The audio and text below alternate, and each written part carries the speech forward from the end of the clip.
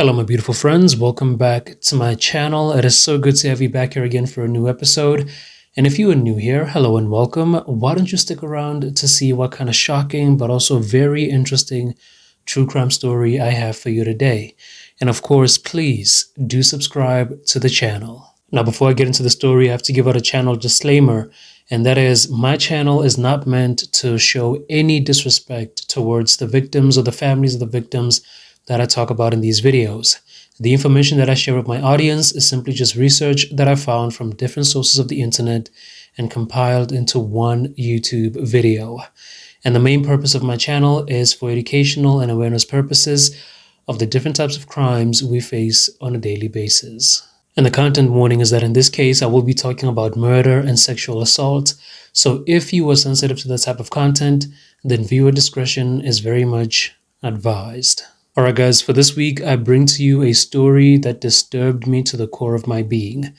Because of the words that this man said to one of the detectives once he got arrested. And it is so bone-chilling, so spine-chilling that I swear to God, you're going to feel like you're crawling right out of your own skin. So stay tuned till the end to find out what these words are. But sit back, relax, and let me tell you all about the horrific crimes of Bongani Mfeka. Born in 1964 in Kranskop in the KwaZulu-Natal province, Bongani Mfeka was born in a family that really didn't have much. And because this was in the times of the racial segregation era in South Africa, Bongani's family never really got any opportunity to go seek out better ways of living elsewhere. The relationship between Bongani and his father, you could say it wasn't really that strong, because his father was described as the kind of man who was very distant and very emotionally withdrawn, so you could imagine that it wasn't easy for them to have any type of bond as father and son. It was also said that Bongani always wished to get his father's approval, but he never got it. Bongani's mother, on the other hand, adored her son to the point where she coddled him. She was very, very soft with him. It was actually discovered that when Bongani grew up in his teenage years and started showing some interest in girls, his mother caught wind of this, and when she knew about it, she would go out of her way to go out in the area and look for teenage girls just so she can bring them back to the house, and then Bongani could have sex with them. Yeah, you heard that right. His own mother would bring teenage girls in the house just so he could start having some sexual activities with them, because that's how much she was so soft on him. And all of this happened without Bongani's father knowing about it, because I assumed that he would never let it happen. And it kind of sounds like to me his mother took their relationship to a whole other weird level. His mother was also described as a very overbearing woman, in the sense that she allegedly pressured him into quitting school at only his 10th grade, just so he can go and find work in the mining industry. Then in 1980, Bongani got a work opportunity in Randfontein in Gauteng, and that's where he lived for the next few years. And then he would just visit his family in KwaZulu-Natal every now and then during the holidays to go and check in on them and see if anything is happening. Bongani ended up having a child with one woman, but it was also said that he would claim that he had quite a lot of girlfriends, but it seemed like this woman was the only permanent one in his life, maybe because of the fact that they had a child together, but they never got married to one another. There is another woman that he knew, and he lived with this woman for over a year in 1993. Then in that year of 1993, Bongani and this woman who was never named decided to pack their things and head over to Kranskop to see Bongani's family. And as they were on their road trip, everything was completely normal in the car. Then suddenly, 29-year-old Bongani Mfeka decided to stop the car over on the side of the road without any explanation whatsoever. And then once he got out of the car, the woman also did the very same thing. And I'm pretty sure she was wondering why they had just suddenly stopped on the side of the road. But before she could realize it, Bongani then attacked her and then strangled her with a piece of her own clothing. And he did it to the point where this woman ended up losing her life. After he strangled her, he then left her lifeless body on the side of the road and decided to drive off, continuing to go to Kranskop. Keep in mind that this was a woman that this man lived with for over a year, and he just decided to kill her just like that for no apparent reason whatsoever. So I hope this serves as a sign of what kind of disturbed man we're dealing with here. Like I said, he continued his trip to go back home, and when he got home he acted like nothing ever happened, and even his family never questioned him about the belongings of a woman that were inside of his car, even though there was no woman with him inside of the car. And it was theorized that this woman could have been Bongani's first ever murder victim, although it was also believed that there could have been more of his victims out there that have never been found, since he claimed to have known a lot of women at that time. And then once Bongani left home to go back to Randfontein in Gauteng, he actually left the woman's belongings at home. He never took them back with him, and again, his family never questioned him about this. Then in 1994, the time came for him to go see his family once again, and this time on the side of the road he saw a young schoolgirl hitchhiking on her way to KwaZulu-Natal as well. So when he saw that they were both heading in the same direction, he decided to pick her up and give her a lift. And after a few hundred kilometers of driving, Bongani then pulled his car over to the side of the road, and then he took the young girl out. He then proceeded to sexually assault her, and then he strangled her to death. But then he decided to make sure that she actually was dead. And then once he saw that she really was dead, he left her body on the side of the road and quickly drove off. However, this murder, along with the murder that he committed in 1993, were not immediately linked to Bongani Mfeka once the bodies were discovered, and this young schoolgirl was also never named in records. I think the fact that these murders were occurring on the side of a road between Gauteng and KwaZulu-Natal could have been the reason it wasn't immediately discovered who the suspect of these murders could have been. And since one murder occurred in 1993 and then the current one of this young girl occurred in 1994, maybe that clouded investigators from seeing that these murders could have been committed by the same person. And if you remember correctly from one of my previous episodes, the one about Richard Neuza, we talked about how it was said that serial murderers prefer a single place to murder their victims in, a place that they're very comfortable with. And when you think about that, you would normally think of a forest or a river or maybe a field somewhere that this person would lure out their victims to so he could murder them. So even though it is also likely, it sounds a little bit rare that the side of a road would actually be a place of comfort for someone to keep killing people. But again, it is still possible. But because Bongani lived in Randfontein and Gauteng for over 15 years, it means every time he went to go see his family in KwaZulu-Natal, he used the very same route. So you could say that he got very comfortable with that road over those years. So you could say that that road ended up becoming his place of comfort. But I should also mention that as we go on, you're going to find out that he also had victims in Kranskop in his hometown, and that's where the rest of his murders actually occurred. Then in 1995, Bongani took his killing desire to a whole other level. And at this time, he was now living back home in Kranskop, and there was a theory that he was now back home because he got laid off from his work as a mine worker because of the political changes that were happening in South Africa at that time, which is why he was now home. In June of 1995, Bongani started crafting a plan of how to approach women, which ended up becoming his modus operandi. Bongani would approach these women disguising himself as either a salesman or a traffic officer, so he could lower the guards of his targets. And it was also said that sometimes he would actually take his time with these women, so he could soften them up and lead them into a false sense of security for months before he eventually killed them. And this made me think of the murder that he committed in 1993, because remember, he lived with that woman for over a year before he eventually killed her. So this has to show you how dangerously patient and calculating this man was. It was said that some of these women were just looking for work opportunities in Kranskop, and Bongani would often come across them at a taxi rank as they arrive. And because of the fact that they didn't really know the place that well, Bongani took advantage of that, knowing that these women were all alone in a place they were not familiar with. Bongani was described as a very intelligent man, and he was also well-spoken not only in his own language, but also in the language of English. And he used a lot of his qualities to make sure that he secures the trust and comfortability of his victims. Between June 4th and June 5th of 1995, Bongani got in contact with a woman by the name of Babzile Mhlongo to tell her that he had a work opportunity for her. At this point, she and Bongani had known each other for a few weeks, and during this time, as you may have guessed, he was busy slowly gaining her trust. But now between June 4th and June 5th of 1995, Bongani, like I said, called Babzile and told her that he had a work opportunity for her. But then he told her that they had to walk together to the location of this job opportunity, and they were heading to a farm known as the Yammersdal Farm. Then as they were walking, he decided that they should take a shortcut that would lead them to the farm.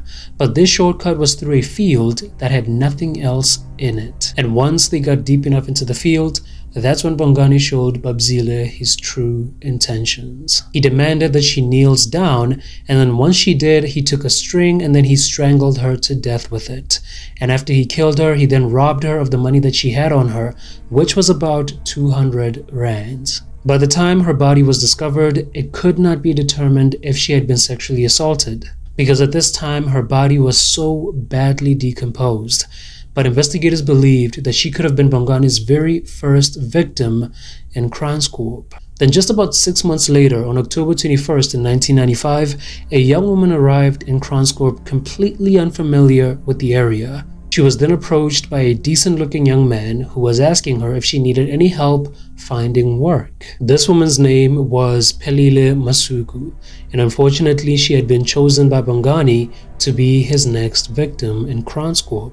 And Bongani made sure to gain so much of Phelile's trust that she actually ended up living with him for 2 days before he eventually killed her. Then it was believed that somewhere between the 23rd of October and the 3rd of November in 1995, Bongani had the idea that he and Phelile would go out on a special outing together, and he decided to take her to the Kubu River. However, when they arrived at this river, that's when Bongani attacked Phelile, and then he strangled her with a piece of her own clothing, and then he just left her body at the river for anyone to find. And then on the 3rd of November in 1995, that's when Phelile Masuku's body was actually discovered.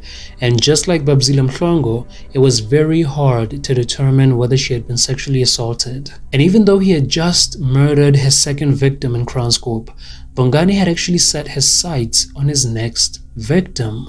On October 31st in 1995, he came across a woman by the name of Tolakele Kangile, and just like his other victims, he picked her up at the same spot, promising her work opportunities, and he took her to the same Yammersdal farm that he took his other 2 victims to before he killed them. And again, as they both got into the field, deep enough that no one would see them, Bongani turned on Tolakele and tried to attack her. However, as Bongani was attempting to strangle this woman, she was not making it easy for him. She was fighting to a point where Bongani had to take a piece of wood and hit her with it so she could finally fall down.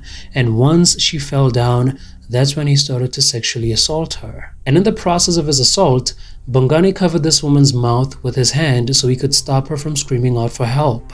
But then this was when Tolakele took the opportunity to bite his hand as hard as she possibly could, causing her to take out a piece of his flesh with her teeth. Then of course, Bongani got off of her so he could deal with the pain that he was feeling, and also so he could stop all the bleeding that he was experiencing. And as he was doing that, Tolakele Kangile managed to run and escape with her life. She reported the incident to the police. However, it took 6 days before Bongani was actually arrested, and in that time frame, he also managed to kill 2 more women. On November 2nd in 1995, still at the taxi rank of Kranskop, Bongani came across a woman by the name of Nono Shezi. And like the others, he promised her opportunities of finding work, but this time he decided that before they go anywhere else, they should go straight to the job location. I'm assuming that at this point, his urge to kill was so strong that he just couldn't wait and do the whole process of trying to gain her trust all over again. So with his current victim, he didn't try to use any of his tactics to try to lower her guard and gain her trust. However, Nono Shezi ended up agreeing that they should go immediately to this job location, and like his other victims, when they got into the field, he attacked her and then he strangled her to death with his own belt. Then between October 31st and November 6th of 1995, Bongani met a woman by the name of Phumzile Phungula, who would then become his final victim. And using the same MO as with his other victims, he took her out to the field where he also strangled her to death before leaving her body there. When Bongani was reported to the police by Tolakele Kangile, the leading detective made sure to take note of the fact that she had bitten him so hard that of course he had to go to a clinic to go get his hand looked at. Then on that day when the report was made, the detective made sure to call all the clinics in the area and tell them to be on the lookout for a patient that comes in with a very noticeable bite wound on his hand. And he told them that once they see this patient, they should treat him as normally as they possibly could, but they should also let the authorities know so he doesn't suspect that the police are onto him. Then on November 6th in 1995, the police got a call from a nurse at a clinic in Kranskop when she noticed a man in queue with a very noticeable bite wound on his hand. And that's when they knew that they finally had Bongani Mfeka. And just a few minutes later, the clinic was surrounded by police. And that's when Bongani Mfeka was finally arrested. During the investigation, Bongani didn't want to say a single word to investigators, not a single one. They ended up contacting his family to try to find out if maybe he was mute, but then they found out that he could talk just fine. It's only because the man just didn't want to talk to them. And at this time, Bongani was only hunted down for the attack on Tolakele Kangile, the one woman who managed to escape him. They hadn't yet linked him to any of the murders that had been recently discovered in the area. But because he was so reluctant to talk, investigators started to wonder if maybe he was hiding something else.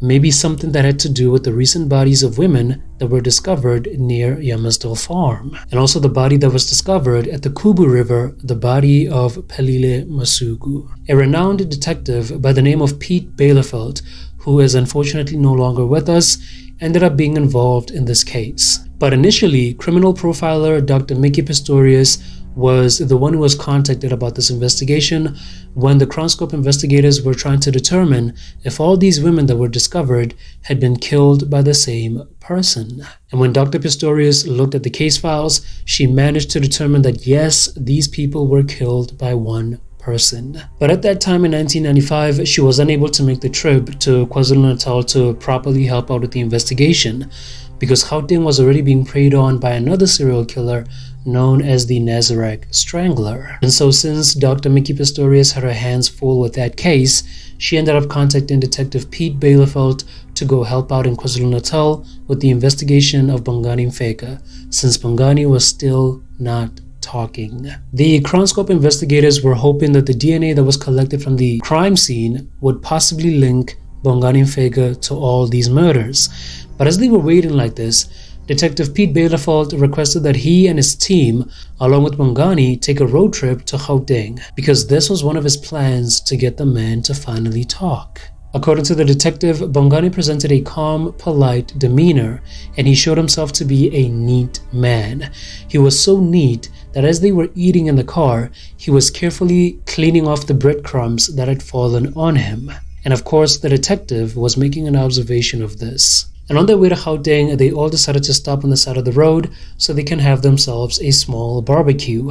Then as they were enjoying the food and the drinks, Bongani ended up asking for a glass of water. And this was something that the detective was expecting that he would do as a sign of showing that he was now comfortable and starting to trust the investigators. And then a few moments after that, as they were still enjoying some meat, that's when Bongani Mfeka started to confess. He admitted to killing 2 women in Gauteng, and after this he admitted to killing the women that were found murdered in Kranskop. And then he also admitted to attacking, sexually assaulting, and then attempting to murder Tolakele Kangile, who fortunately managed to escape with her life. And then he admitted that there were 2 other women that he sexually assaulted, but they also managed to escape him. But these women never filed any reports against him, so investigators had no idea who these women could have been. Detective Pete Bielefeld then asked him why he was killing these women. Then Bongani told the detective that he was doing it to cover his tracks, because he knew that if these women were to live for another day, they would eventually report him and then identify him to the police. And then he also said something else. He said that he was quite fascinated by these women because they were slender-figured women who wore dresses. And whenever he saw such a woman, he would always want to assert a certain dominance over them. And to him, the only way to do that would be to end their lives. And this goes so well with the studies that have been done on a lot of serial murderers out there. A lot of them, if they're not committing these crimes as a result of some childhood trauma or any kind of trauma that they experienced in their lives, they would often explain that they committed these crimes because they wanted to feel a certain type of dominance over their victims. They wanted to feel that feeling of power and control over their victims' lives. So it shows that Bongani fell in that category of the desire of power and control over these slender-figured women who wore dresses. Then as Bongani continued confessing to Detective Bielefeld, that's when he said those bone-chilling words that I mentioned in the beginning. He said, "Don't ever let me out of prison, because I will kill again. Lock me up, because that is where I belong." Then Bongani had to be taken by an officer who was not involved in this case, so he can go point out the locations of the murders that he committed in Gauteng of the two women that he mentioned. Then after that, Detective Pete Bielefeld had to return him back home to KwaZulu-Natal so he could see his family. Then when they got to Kranskorp, Bongani and his mom gave each other a long, tight hug. And then Detective Bielefeld noticed something. He noticed that Bongani's mom was actually a slender-figured woman who was wearing a long dress at that time. And that is quite strange when you think about the fact that he said he wanted to have a certain type of dominance over women with the same type of description. And it gets even more stranger when you remember that in the beginning, I mentioned that his mother was very overbearing on him, basically very dominant over him. So now he wanted to have that type of dominance over women with the same type of description. Bongani Mfeka was charged with 8 counts of murder, 1 count of sexual assault, and then 1 count of attempted murder. He then pleaded guilty to all the charges that were laid against him. And during the sentencing, Detective Pete Bielefeld granted Bongani's wish. He ended up telling the court that he should never be let out of prison because he will definitely kill again. Bongani Mfeka was then sentenced to 8 life terms in prison. And after this, he requested that he be put in a facility that is closer to Detective Pete Bielefeld, because apparently they had formed some sort of friendship bond over the time they had gotten to talk with each other. And it seemed like Bongani had looked up to Pete Bielefeld as some sort of father figure to him. But this request was denied, and Bongani was only allowed to say his final goodbyes to Detective Pete Bielefeld before he was returned back to KwaZulu-Natal so he can be put in a jail facility that was more closer to his family. But yeah guys, that was the case of Bongani Mfeka. I'm not gonna lie to you, it seriously disturbed me. And it might seem like Bongani was showing some sort of remorse when he was cooperating with Detective Bielefeld, but we could never be too sure of that. And my question is, that whole thing of him saying that he should never be let out of prison, was it actually him showing remorse, or was it him showing his fangs and showing the detective how dangerous he actually was? That's the question that I have in my mind about him right now. But that is all I have for you guys for this week's episode. Please let me know what you think about this one in the comment section down below. And if you enjoyed this episode, it would really help with the algorithm if you pressed that like button. And thank you guys for hanging out with me today. It means the world to me to be doing this with you guys. And again, if you are new here, please be part of the family and subscribe to the channel for more true crime content. That being said, I will see you guys in the next episode. Until then, enjoy the rest of your day, take care of yourselves, and until next time, cheers.